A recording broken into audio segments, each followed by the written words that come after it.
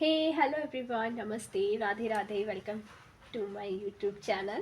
Myself Monica, and I hope you are doing great in your life. I'm a service provider as a teacher and a guider of your, as you know, and I'm providing to you some free content of related to the business statistics subject. I hope it will help a lot in your studies and as well as in your education field. So let's get started. So let's move on the next question number 11. So let's see how it represents.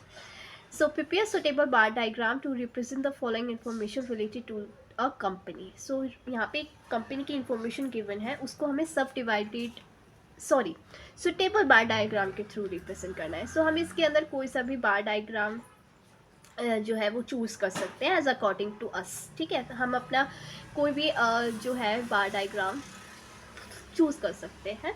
Multiple सब divided.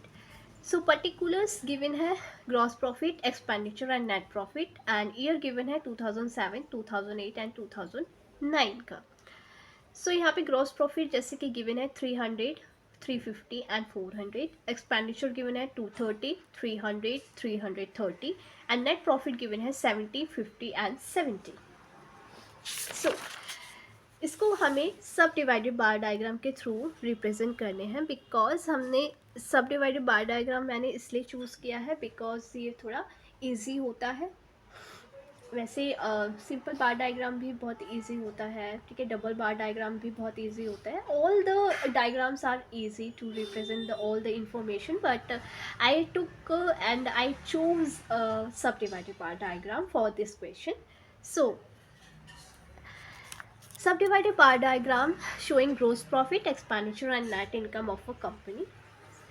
आप एक चीज़ देखो, यहाँ पे net income जो है हम किस तरीके से कैलकुलेट करते हैं. जैसे कि net income plus gross expenditure, जो इसका टोटल होता है वो होता है ग्रॉस प्रॉफिट, या फिर हम कह सकते हैं ग्रॉस इनकम. ठीक है, so total of net income and the gross expenditure is equal to gross profit. So यहाँ पे मैंने अलग अलग क्या लिया है, सिंबल लिए है नेट इनकम का एंड ग्रॉस एक्सपेंडिचर का, as you can see, right. So in the Y axis I took 0 to 400 scale, and in the x axis I took years like 2007, 2008 and 2009. So according to the question,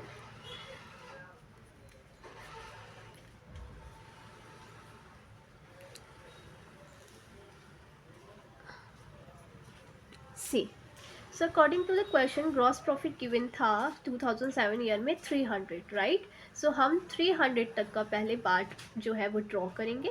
उसके बाद क्या होगा, 230 जो है वो gross expenditure given है. सो 230 तक हम ग्रॉस एक्सपेंडिचर ड्रॉ करेंगे. उसके बाद 70 जो है वो नेट प्रॉफिट गिवन था. तो 230 में अगर हम 70 ऐड कर देंगे तो टोटल 300 तक का हमारा ड्रॉ होगा. ठीक है, बचा हुआ पार्ट नेट प्रॉफिट का होगा 70. इसी तरीके से 2008 ईयर का हमारा 300 तक का ग्रॉस एक्सपेंडिचर गिवन था. ठीक है, सो 300 का ग्रॉस एक्सपेंडिचर होगा ड्रॉ. उसके बाद 50 जो है वो नेट प्रॉफिट गिवन था. तो 300 में 50 हम ऐड करेंगे तो 350 तक का ग्रॉस प्रॉफिट ड्रॉ हो जाएगा, यानी कि नेट प्रॉफिट बचा हुआ 50. इसी तरीके से 2009 ईयर का 400 गिवन था ग्रॉस प्रॉफिट. तो फर्स्टली हम 400 तक का ड्रॉ करेंगे. उसके बाद ग्रॉस एक्सपेंडिचर गिवन था 330. तो 330 तक का ग्रॉस एक्सपेंडिचर का ड्रॉ होगा.